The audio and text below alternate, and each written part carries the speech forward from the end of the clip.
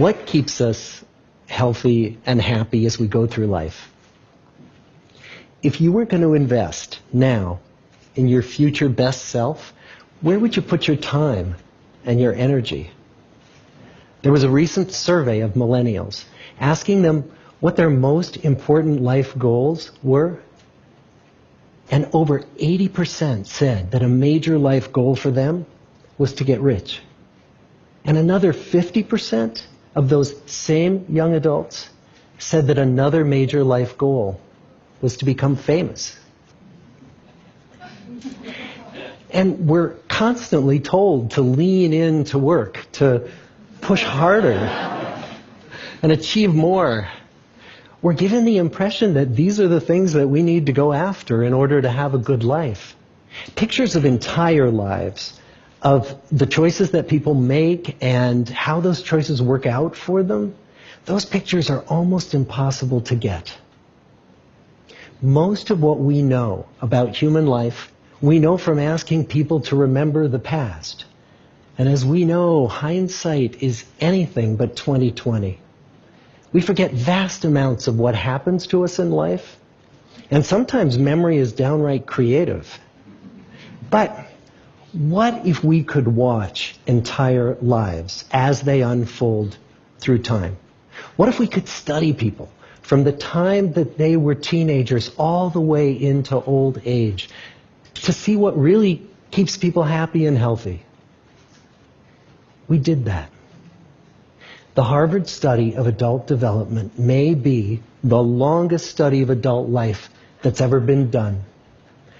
For 75 years, we've tracked the lives of 724 men.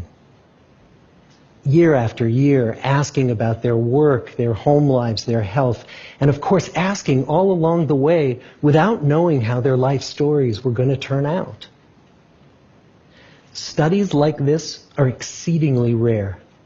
Almost all projects of this kind fall apart within a decade because too many people drop out of the study, or funding for the research dries up, or the researchers get distracted, or they die, and nobody moves the ball further down the field.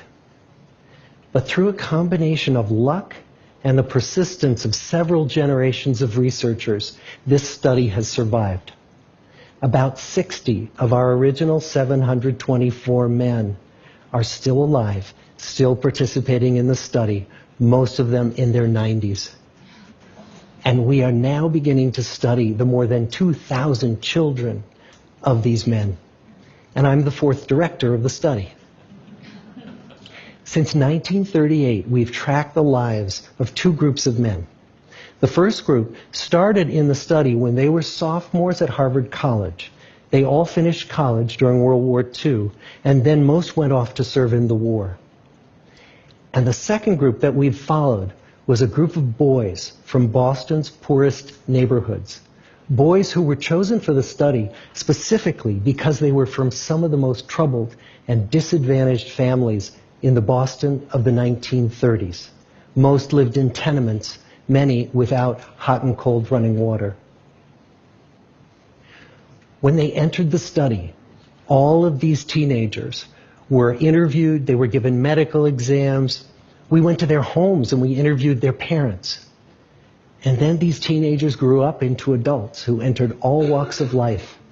They became factory workers and lawyers and bricklayers and doctors, one president of the United States. Some developed alcoholism. A few developed schizophrenia. Some climbed the social ladder from the bottom all the way to the very top. And some made that journey in the opposite direction. The founders of this study would never in their wildest dreams have imagined that I would be standing here today, 75 years later, telling you that the study still continues. Every 2 years, our patient and dedicated research staff calls up our men and asks them if we can send them yet one more set of questions about their lives. Many of the inner city Boston men ask us, why do you keep wanting to study me? My life just isn't that interesting. The Harvard men never asked that question.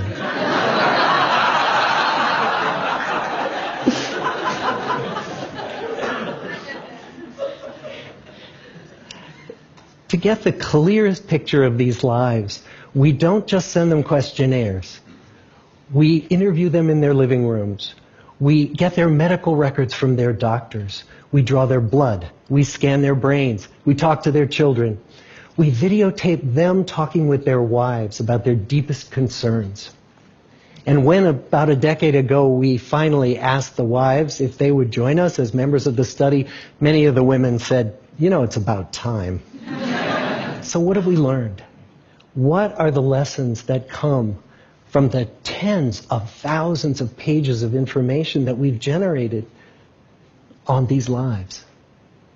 Well, the lessons aren't about wealth or fame or working harder and harder. The clearest message that we get from this 75-year study is this: good relationships keep us happier and healthier. Period. We've learned 3 big lessons about relationships.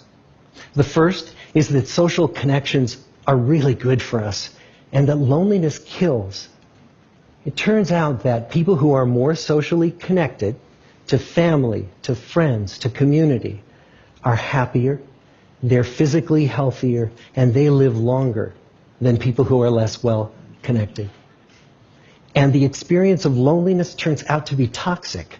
People who are more isolated than they want to be from others find that they are less happy, their health declines earlier in midlife, their brain functioning declines sooner, and they live shorter lives than people who are not lonely.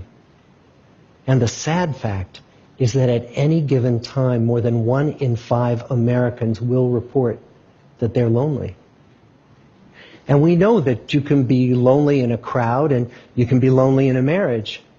So the second big lesson that we learned is that it's not just the number of friends you have, and it's not whether or not you're in a committed relationship, but it's the quality of your close relationships that matters.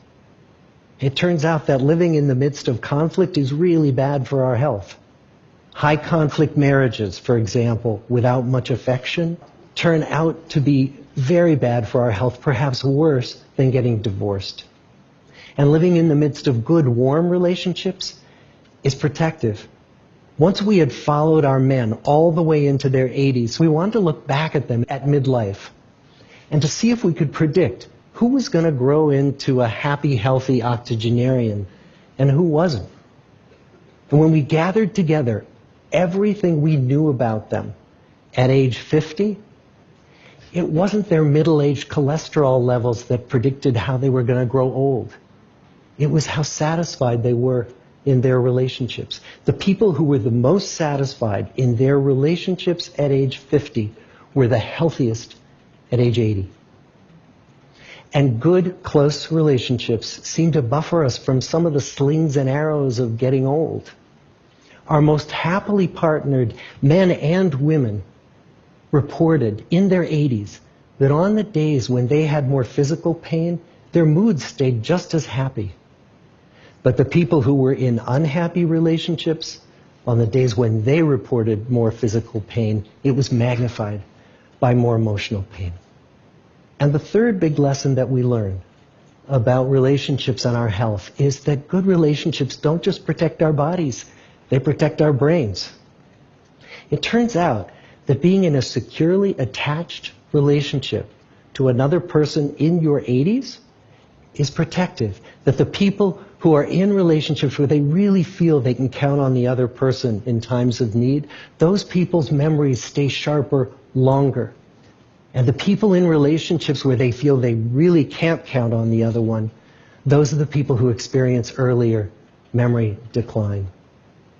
And those good relationships, they don't have to be smooth all the time. Some of our octogenarian couples could bicker with each other day in and day out. But as long as they felt that they could really count on the other when the going got tough, those arguments didn't take a toll on their memories. So, this message that good, close relationships are good for our health and well-being, this is wisdom that's as old as the hills. Why is this so hard to get and so easy to ignore? Well, we're human. What we'd really like is a quick fix, something we can get that'll make our lives good and keep them that way. Relationships are messy and they're complicated, and the hard work of tending to family and friends, that's not sexy or glamorous. It's also lifelong. It never ends. The people in our 75-year study who were the happiest in retirement were the people who had actively worked to replace workmates with new playmates. Just like the millennials in that recent survey, many of our men, when they were starting out as young adults, really believed that fame and wealth and high achievement were what they needed to go after to have a good life. But over and over these 75 years, our study has shown that the people who fared the best were the people who leaned into relationships with family, with friends, with community. So what about you? Let's say you're 25, or you're 40, or you're 60. What might leaning into relationships even look like?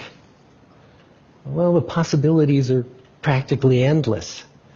It might be something as simple as replacing screen time with people time, or livening up a stale relationship by doing something new together, long walks or date nights, or reaching out to that family member who you haven't spoken to in years, because those all too common family feuds take a terrible toll on the people who hold the grudges. I'd like to close with a quote from Mark Twain. More than a century ago, he was looking back on his life, and he wrote this: "There isn't time, so brief is life, for bickerings, apologies, heartburnings, callings to account. There is only time for loving, and but an instant, so to speak, for that. The good life is built with good relationships." Thank you.